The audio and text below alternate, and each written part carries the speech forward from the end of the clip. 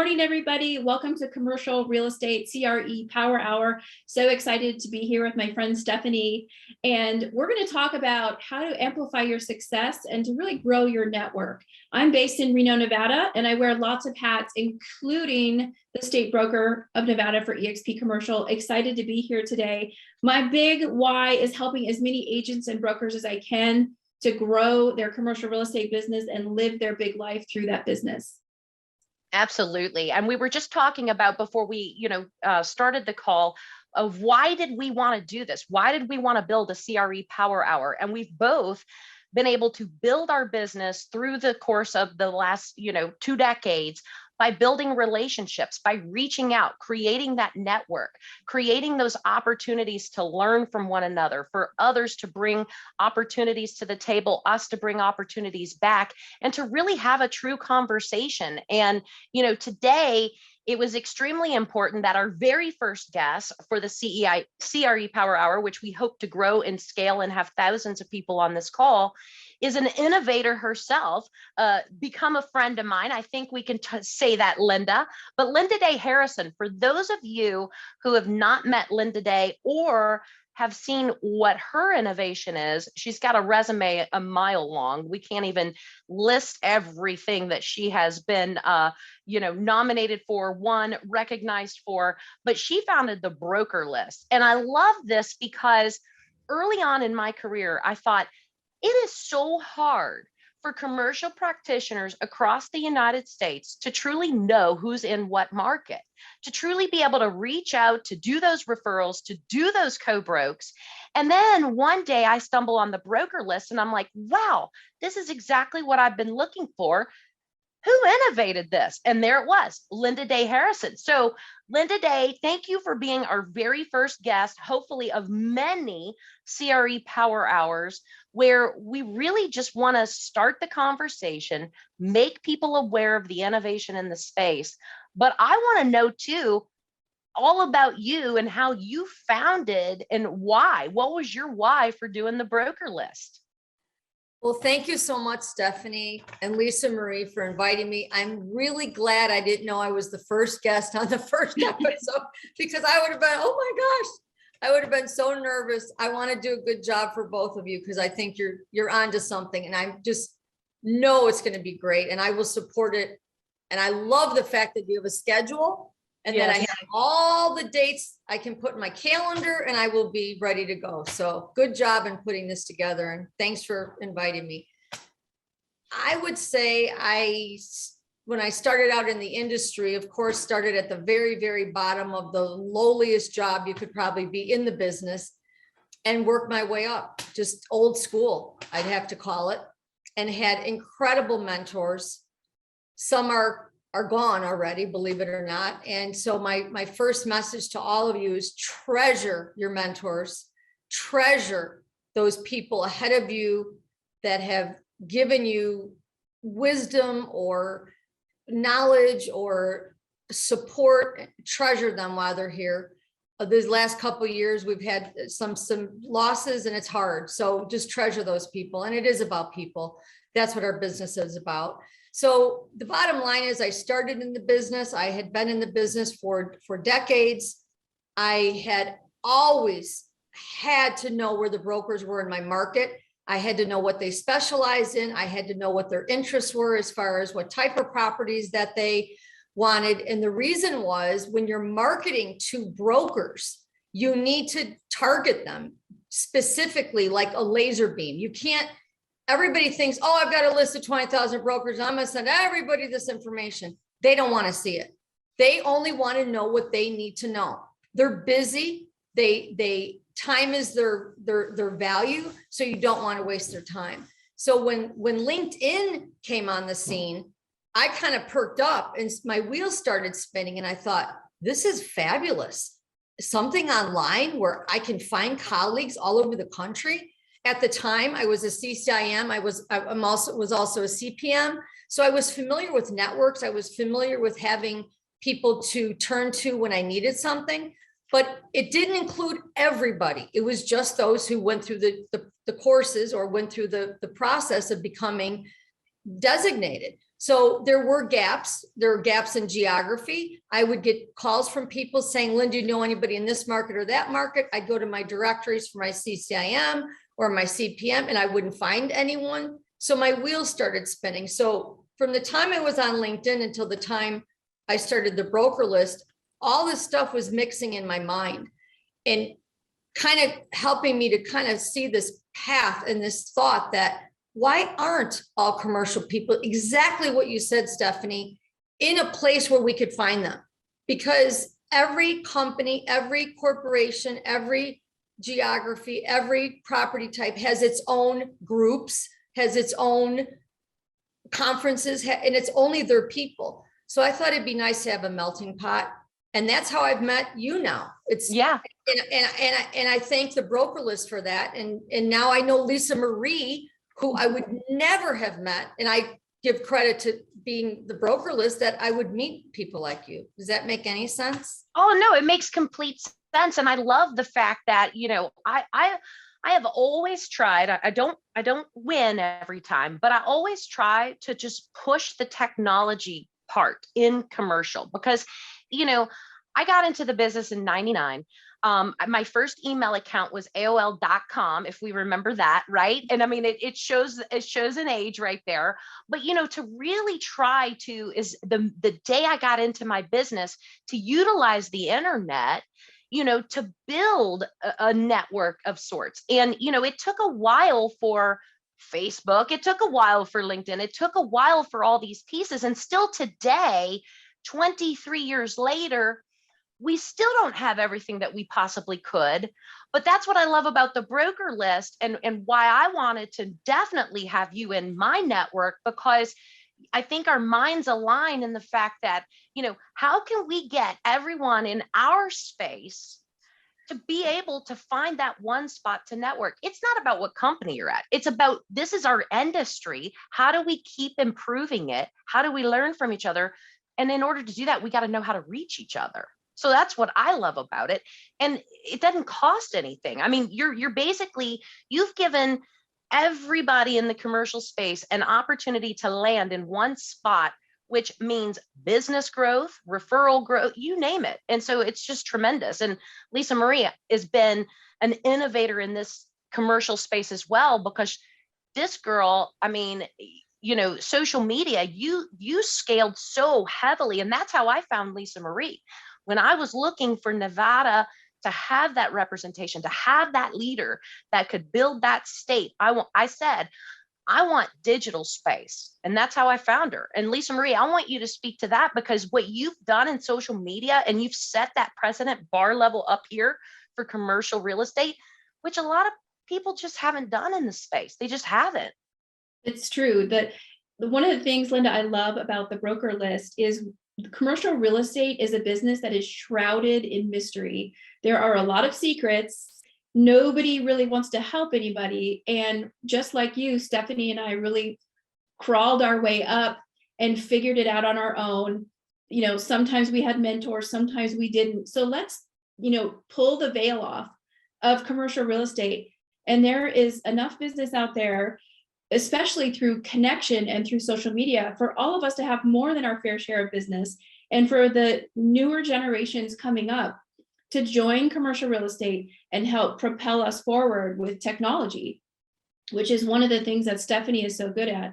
And in commercial real estate, I've been in Reno this is the beginning of my 17th year in real estate in Northern Nevada. And I noticed that, the marketing materials for commercial real estate are stodgy at best.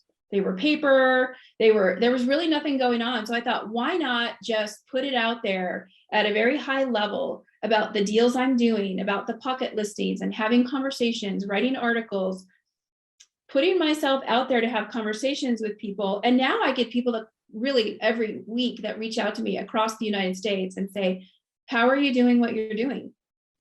And so it's a great way to have a conversation. Yeah. And I think what you just said was, even more profound, and I'm not going to hide this, but you're a woman and you're breaking these barriers. And I think that's a big deal to me.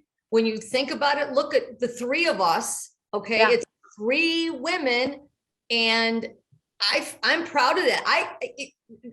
And Stephanie, you made the comment, you've been in the business a long time, similar to my path and my longevity. And think about that.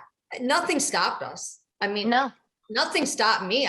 I never thought, two beans about it. And when I started the broker list, I remember at the beginning, people were like, oh, you're herding cats. Oh, that's crazy. Talking about, because back then you have to realize nobody was online back then. Nobody. Right.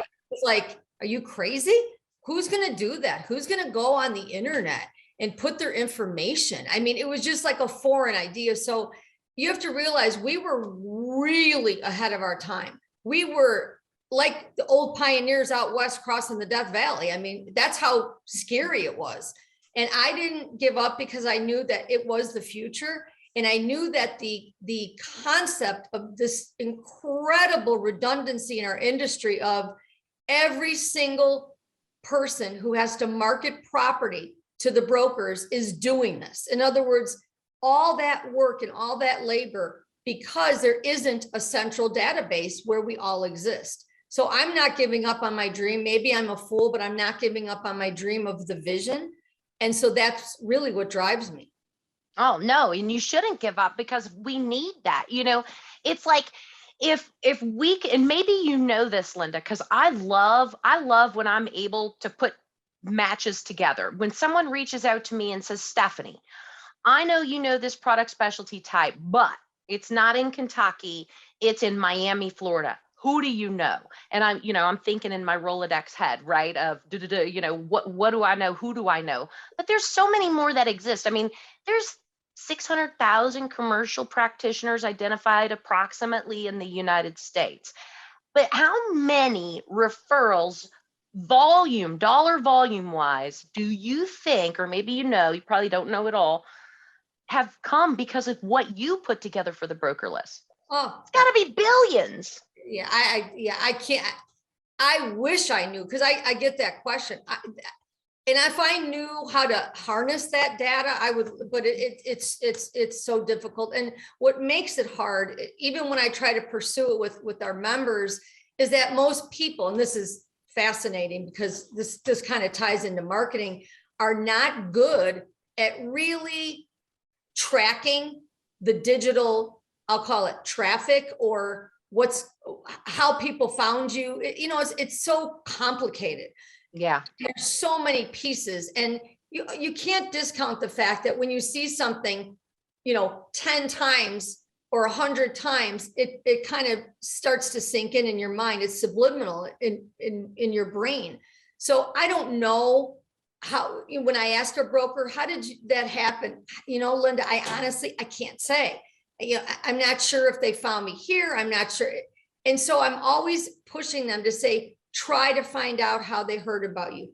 Try to find out when you get a call, make that your first question. How did you hear about me? How did you find me? Same with emails and Twitter and all that other stuff, because there's so much coming at us today, and it's hard to track the source and give one source credit. And I think you also have egos. Nobody wants to admit it. It's like, oh, I don't know, maybe through my website or whatever. So I'm open for ideas.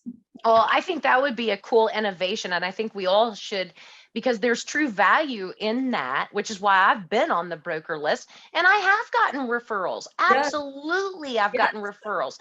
I landed from the broker list. I'm going to say this because I'm proud of it, because I was smart enough to sign up and be a part of it. It's not like, it cost anything, right? You vetted me and you made sure that I was worthy of being there. Right. But I got a firm out of DC that needed to do all these leases across Kentucky for the government. They found me because of the broker list. I didn't know them.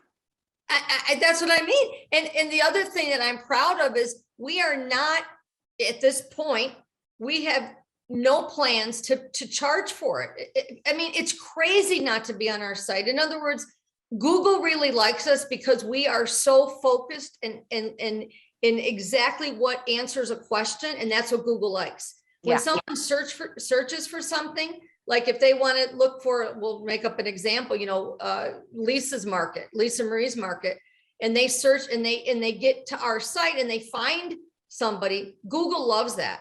So it's free. And so I stress that to people. I go, you may have an old fashioned website. Your company may not be advanced. At least get your profile on the broker list because you have a good chance of being found. Oh, and we don't make anyone sign in. It's open to the public completely.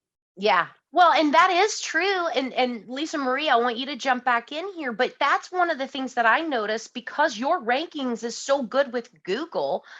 A broker doesn't have to rely on hiring somebody for SEO and all this stuff to make us searchable as long as they're just there. Like you did the heavy lift. I know. You're like mom God. Exactly. You've been doing this, Linda, for a minute, right? And so you've got some experience behind you. And what I feel, and I know Stephanie feels the same way, is we need more visionaries in commercial real estate, especially female visionaries. And as society is changing, and we went from being, out there all the time, no privacy, everyone can find you. And then we've had a bit of an implosion with COVID. And so people are staying home and working from home and leaning into technology and being able to network, even in the digital space, has become so much more important and has become a game changer. And I love to see the fact that commercial real estate is finally, coming on, it's starting to gallop and come on par with residential real estate and other big business. Because, I know brokers, Nevada's old school, we're the Wild West for sure. And there are successful commercial real estate brokers here that still really don't use technology. And so there's such an opportunity here. What do you think? I just think, and Stephanie nailed it, you nailed it. It is sad. We are light years behind residential. I got an email yesterday that I just thought, wow, this is pretty neat. And I'll have to go back and I'll research it for you, Stephanie, because I know you'll want to pursue this, and you may already know about this, but I got an email from a residential agent yesterday, and I read all that stuff because I get ideas. My saying, Stephanie, is wise men duplicate and fools create. It's just like me with looking at LinkedIn and saying, wow, that's a good idea. How can I adapt it and make it work for what I want, for the broker list kind of concept. But anyway, I got the email, and the email said, if I can remember the wording, something about, I want to help you and stay in front of you and give you these reports about your market every month or something. And it was some kind of, I don't remember what it was called, property bot or something. Click here. This is your home address, and I'm going to give you your home value. And I'm going to give you a report on what's happening. It kind of make you think, it's a bot, it's automated, it's AI, whatever. It's automatically doing this. And I'm sure it is. And I thought that's awful clever. If commercial could do that, with building owners and tenants to say, this is what the leasing rate is in your market and stuff like that. I thought that was pretty interesting. Well, I'm so glad you said that because, think of how long that, okay, and we all know that this is a bad word sometimes, but consumers go to Zillow for housing because there's a Zillow Zestimate, right? That's a value. Absolutely. It's given them the owner information, what they paid for it. It's given them when it was on the market. It's all of those things. And I'm like, I don't even know how long Zillow's been around for now, but why isn't that in commercial real estate? Right. It can be. Yeah, it's called Home Bot. Home Bot. Okay. I'll have to look at that. You want to pursue it. I was like, this is a really clever idea because everything in marketing has got to reach that person to get them to open it, to get them to read it. And if you go to somebody and say, I'm going to tell you your home's value, I'm going to tell you your property's value or your lease value in your market or whatever, you're going to open it. Yeah. So that was my point. It's kind of like, I think they probably, and it may even be a Zillow product for all I know, probably are giving the agents this tool that allows them to email their customers with this information. Absolutely. We have, I'm sure, agents and brokers from all different companies on this call today. And one of the things that eXp Commercial is doing is we're leading with technology. And we're a technology company first and a real estate company second. And we make it much easier to plug and play. So if there's anyone out there that wants to have a conversation about that, please reach out to Stephanie or myself. But we're working on, because there's so much separatism in commercial real estate, it's kind of like a little bit of an attitude mixed with, there's really not a platform to put everything. I mean, it's like I said earlier, commercial real estate, in my opinion, has been very secretive. And there's so many people that want to get into commercial real estate. Stephanie and I get these calls all the time. Linda, you may as well. And they don't know, where do I begin? Right. How do I penetrate the veil of commercial real estate? Right. And one of the big projects that we're working on at eXp Commercial, and Stephanie's been the spearheading that, is to have something similar to what you're talking about available for commercial real estate. So we're pretty much there with being able to value any property in the United States.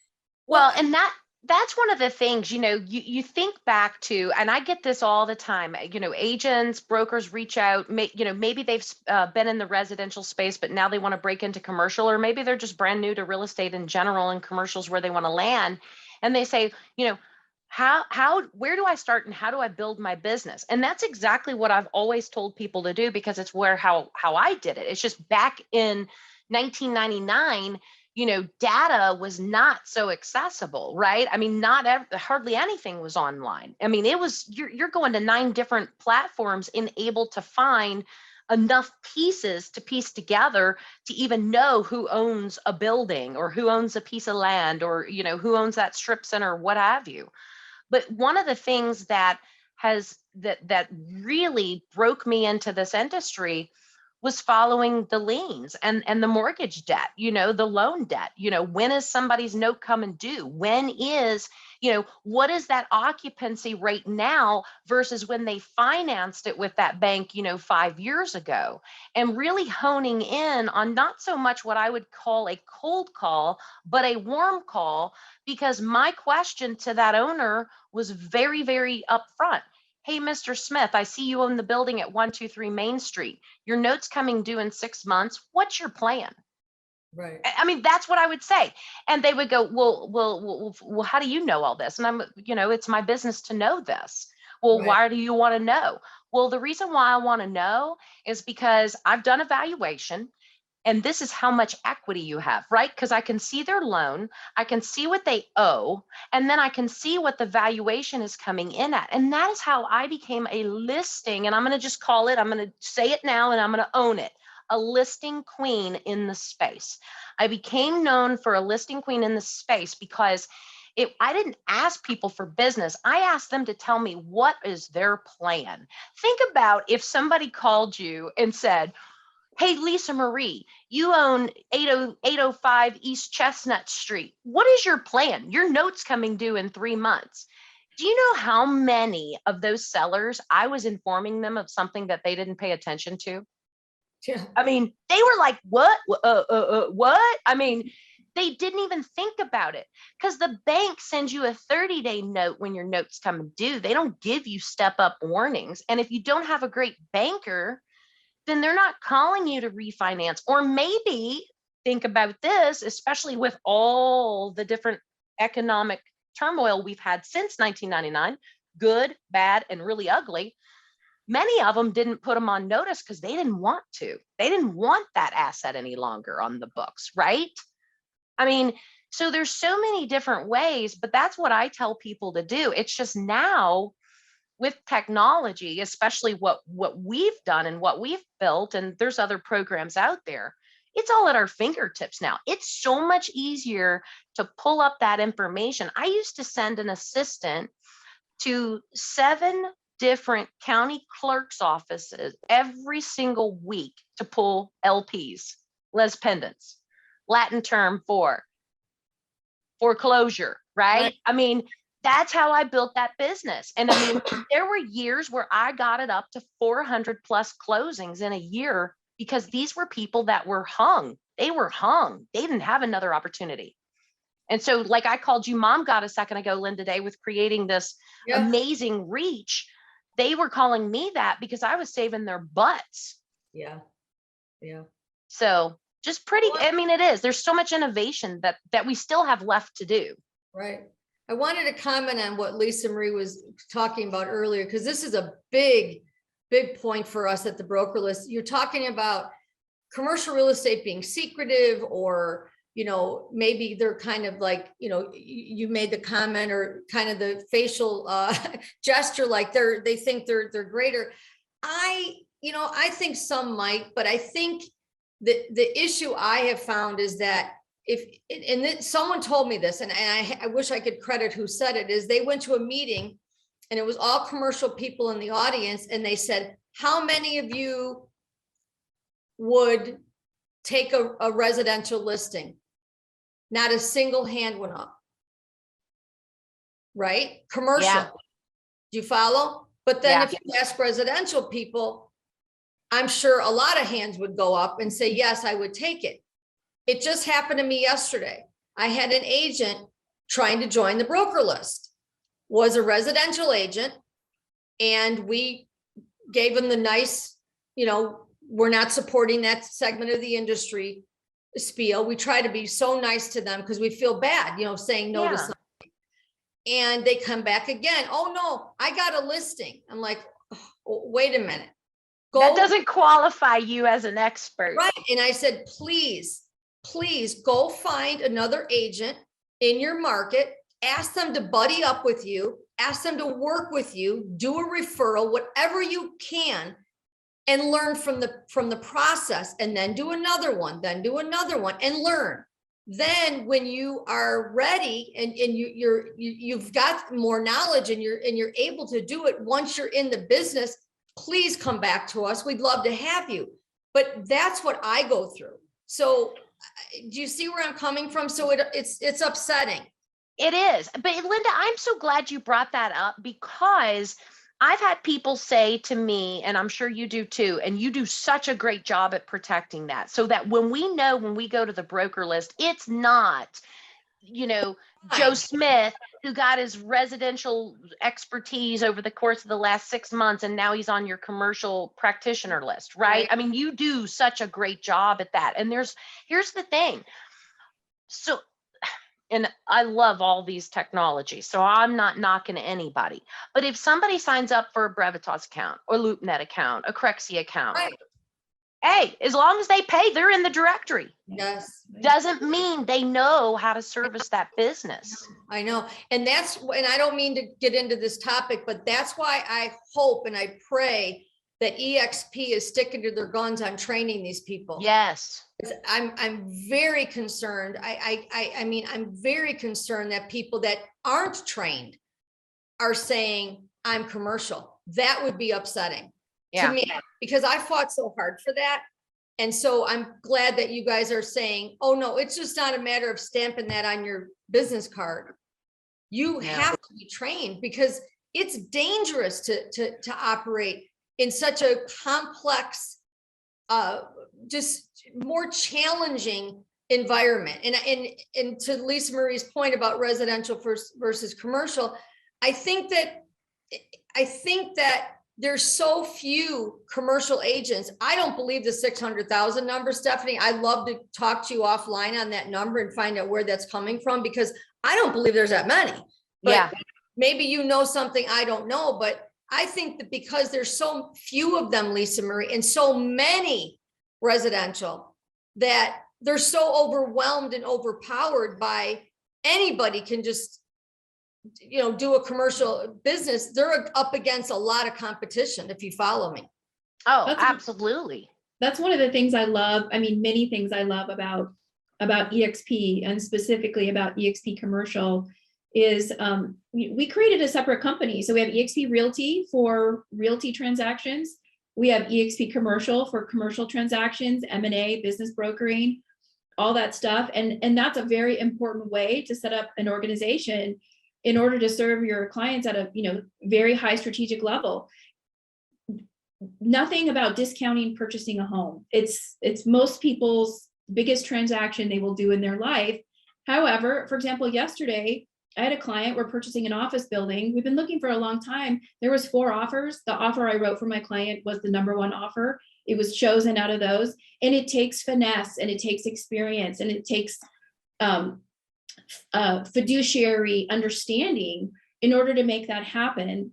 And when I see a residential agent, for example, that has sold a property for someone and maybe not even offered them a 1031 exchange or some other options for tax provisions, that's why I'm one of the people there every morning, Monday through Friday, teaching the new and even experienced commercial agents that come into eXp Commercial. We have a program called Accelerate.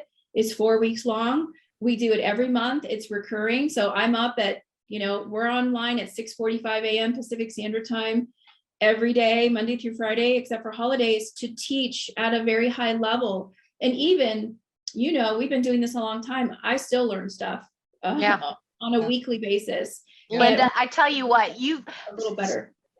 And you've been in our metaverse office space, but when I can, I go and I sit and I listen to Lisamarie and Dr. Bill do instruction, because I learn. I don't know everything. I mean, every day there's something, right? There's just new things. And I mean, there's so many, when we got into the business, there was literally like really 4 or 5 product specialty types. Now look at all the new thing. I mean, geez. Cannabis isn't in my market, but by God, it's in all kinds of markets now. And I don't know the first thing about it, but thank goodness we've built this network of people to where if that opportunity arises and it gets to my market, I know who I can go learn that from and have somebody that coach me through it and advise me, mentor me. Right. And it's funny because I know somebody posted yesterday on Twitter, and it's getting a lot of responses, something about, is the CCIM education worth it? And my attitude about education is always worth it. I mean, obviously, if it's coming from a reliable source, any tidbit you can gain goes into your bank, your personal bank of knowledge that you have forever for the rest of your life.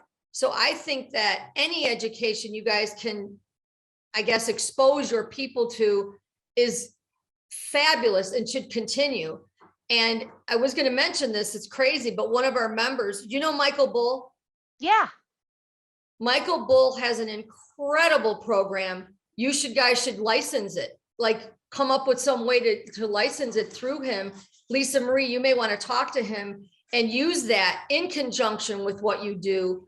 You know what I mean? Like get other perspectives, because it could be eye-opening to have a whole, like the CCIM on the shelf, the Michael Bull stuff, the Rod Santamassimo coaching. Every one of those is different.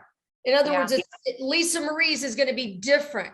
And I think that would be awesome to have for your people. I don't know how you could do it, but with your metaverse, I mean, you could do anything. That's the thing. In our metaverse, we can do anything. We're always open for business. We've had the NCREA in, we've had CCIM in, we've had SIOR, IC. We've had, people, because again, it's all about being connected and networking. Look, my story, if you didn't know it, I mean, when I got into the industry in 1999, I walked into 7 different commercial brokerages trying to find my space, trying to find where I could start.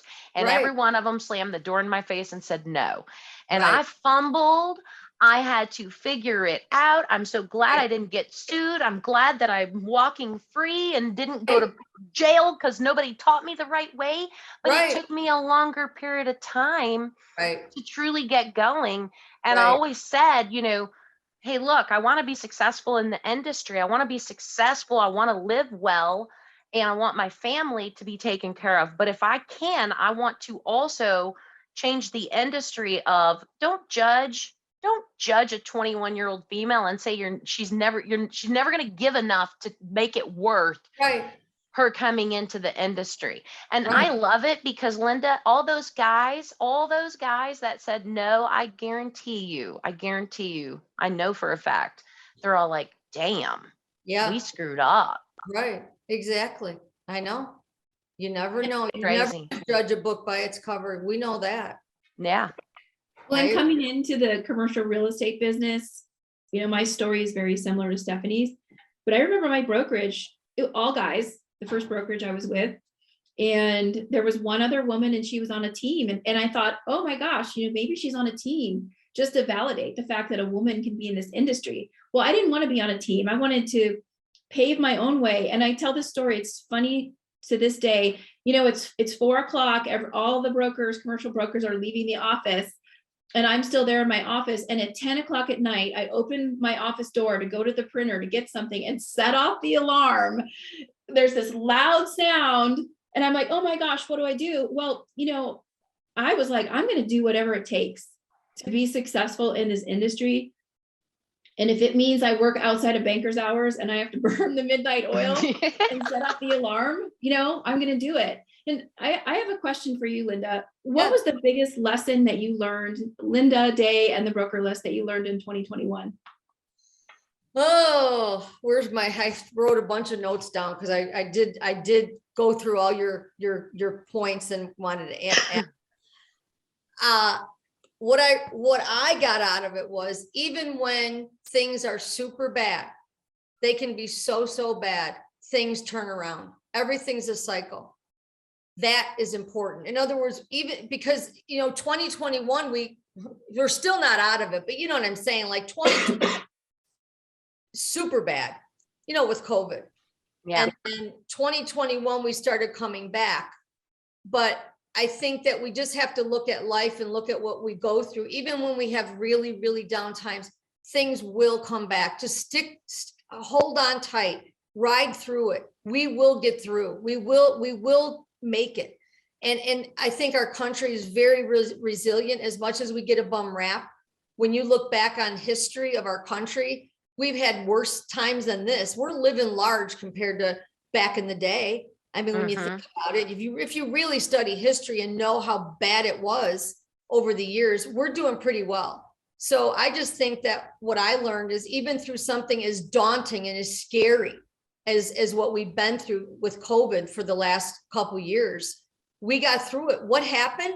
We all digitally transformed almost overnight. Yeah. I mean, overnight. I was amazed at how quickly people adapted.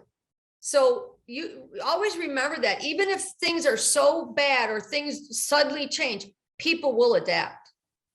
I love the word that you used, which is like kind of the word, in my opinion, for 2021 is resiliency. You said it, resilience. It shows us that we can do so much more than we thought we could, in ways that we didn't know we could, and with the resources that we have, and with our community, and also gives us this laser focus about what's really important, because all the rest of it's fluff, Yeah, exactly. I agree. It was so funny because probably 3-4 years ago, especially working in a virtual world throughout a lot of my day, when I began with EXP, I was trying to do listing appointments via Zoom, and just before you travel, before you, drive 4 hours, whatever, to have that consultation via Zoom. And so many owners were like, excuse me, they wanted me in real life, right? They wanted me to come shake their hand. And what I loved about COVID, which I don't like COVID, but, like you said, people adapted. Now that's just normal practice, to where, because as well as I do, I am not right for everybody on the face of this earth, right? I mean, you just not. None of us are. None of us are. There's a lot of clients that I've said no to, and there's a lot of clients I've said yes to, but I don't want to, for somebody unrealistic with these expectations, I know that I cannot wave my magic wand and I'd rather meet them on Zoom. I just would, right? Yeah. So, it makes business sense. It's more efficient. Yeah, I mean, right. I'm not like loving Zoom, like, oh my God, I love it. And that's it. I mean, I got to meet you in person. I feel so fortunate. Yes. I'm so blessed that I did. And I got to meet your husband. You got to meet my husband. I mean, that's wonderful. And that's the beauty of it. In other words, you can pick and choose who you want to follow up with later and meet them in person.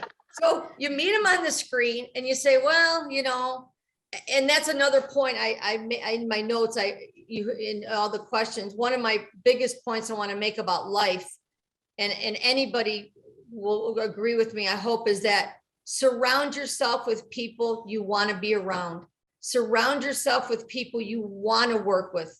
Like Lisamarie, pick and choose your clients. Work with the clients that love you and support you and are good to be around, good people. If somebody gives you trouble or talks down to you or anything, guess what?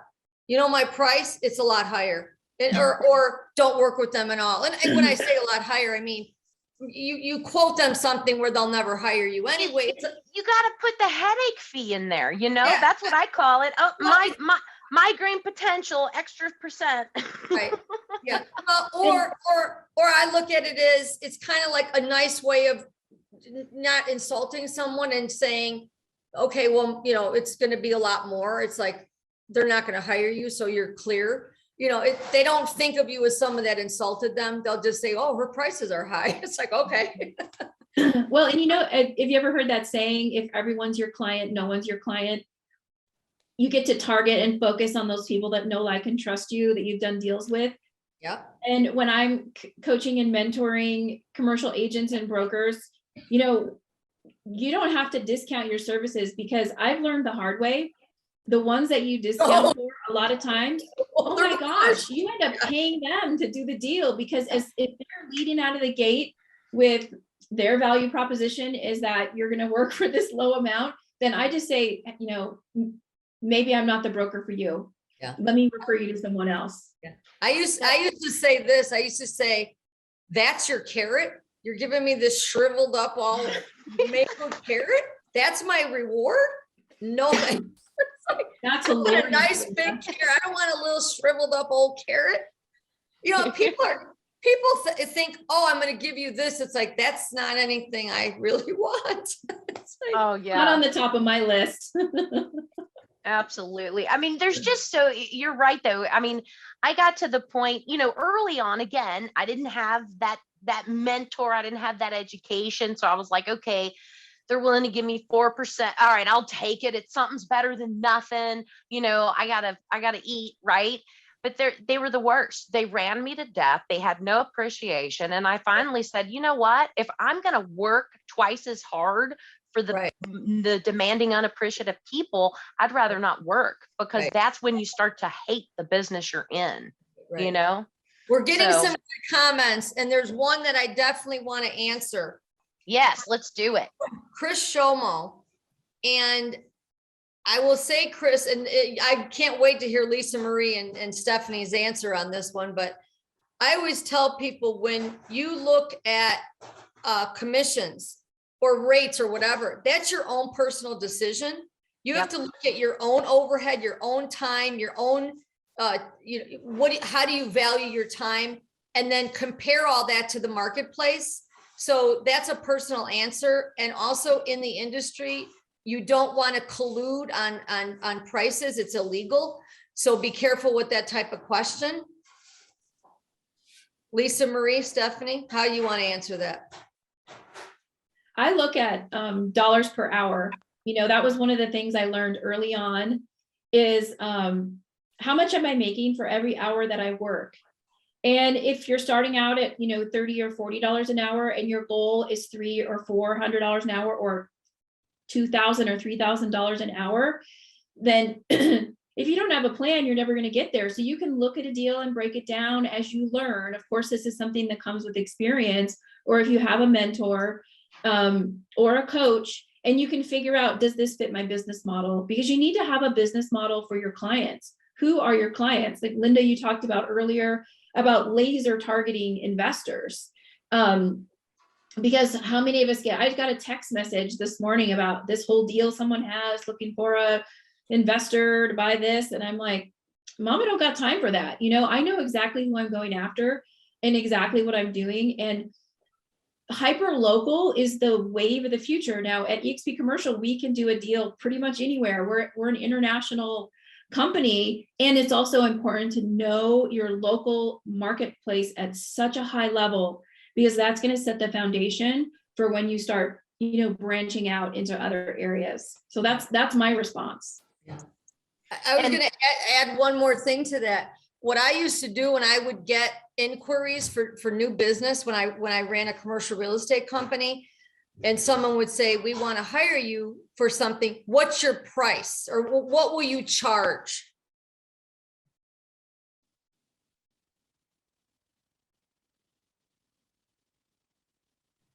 It depends on what kind of client they are. And the questions would tell you how sophisticated they were. Were they a client that you were going to have to hold their hand every second? Or were they a client that had the answers right there at their fingertips? You guys know what I mean? So I think that you should, when a client approaches you, have some things ready, you know, like in your arsenal of responses of, well, I'm going to send you a sort of an intake form, a new client intake form. Complete that, get it back to me, and then I can give you some ideas of what I would charge you, because that tells you a lot about the client. Go ahead. And Linda, I'm so glad you said that, because not early on, but eventually when I learned, when people would ask, well, what do you charge? I would say, well, what's important here? How much we get for your property, or how cheap am I going to be for you? What's more important? Yeah. Because that's really the focus. The focus isn't on what I cost. The focus is on how can I maximize your sales price and make you happy, because that's what the client needs to focus on. And so never worry about never answering that, because I have not answered that question in probably 14, 15 years on purpose.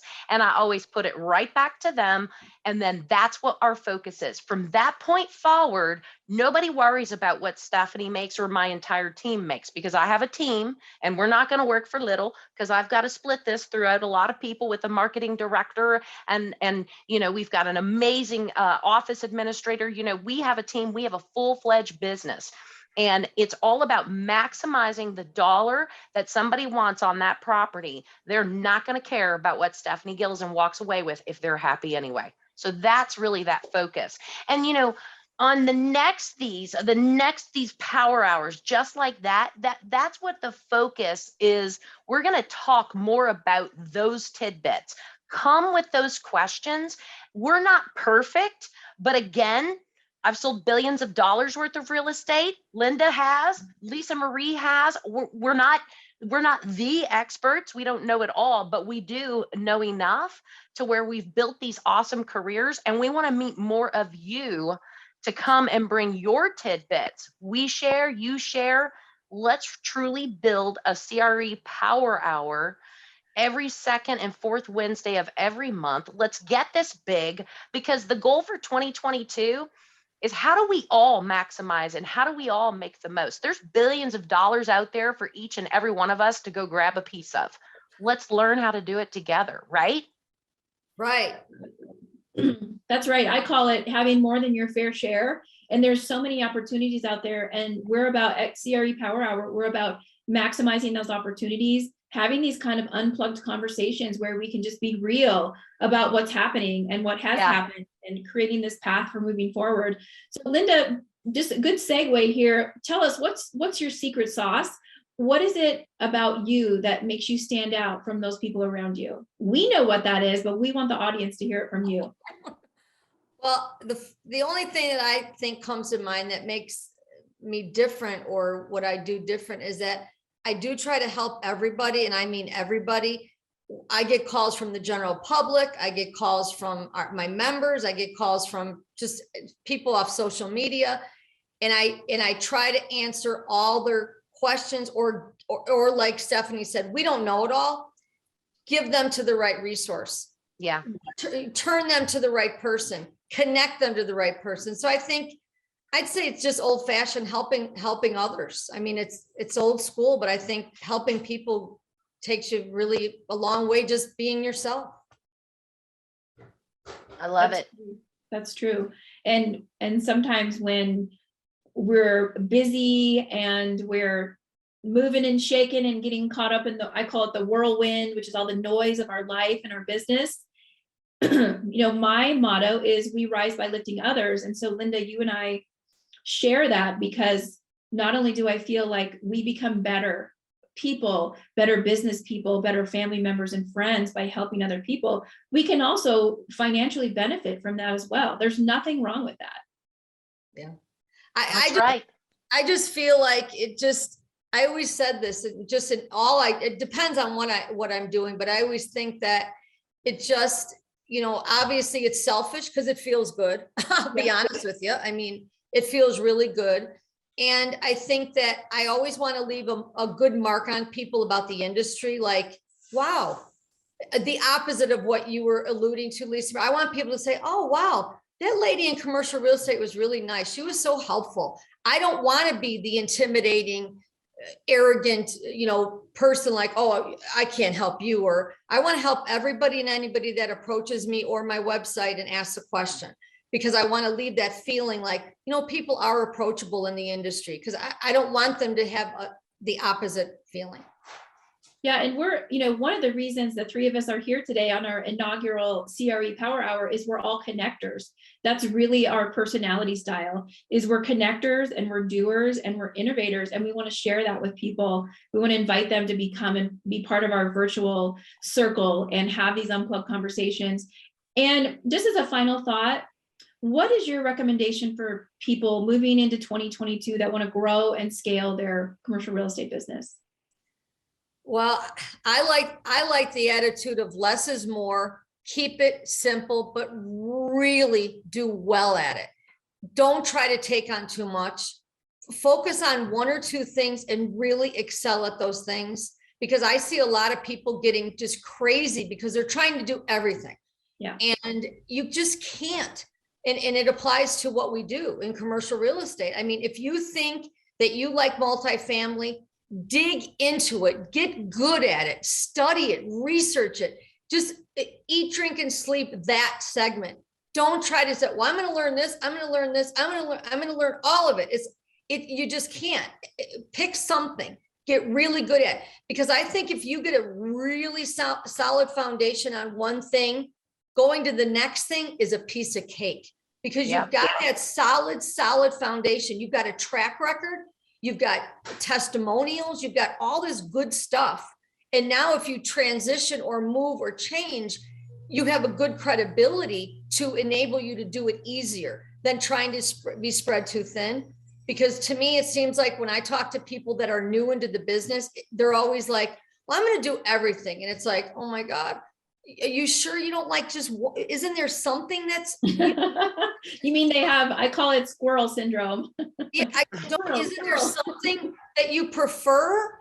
No, I like all of it. It's like you can't get them to think that way. So I always say just try to keep it simple and focus and finish. I love that. Focus and finish. Absolutely. I mean, and network, right?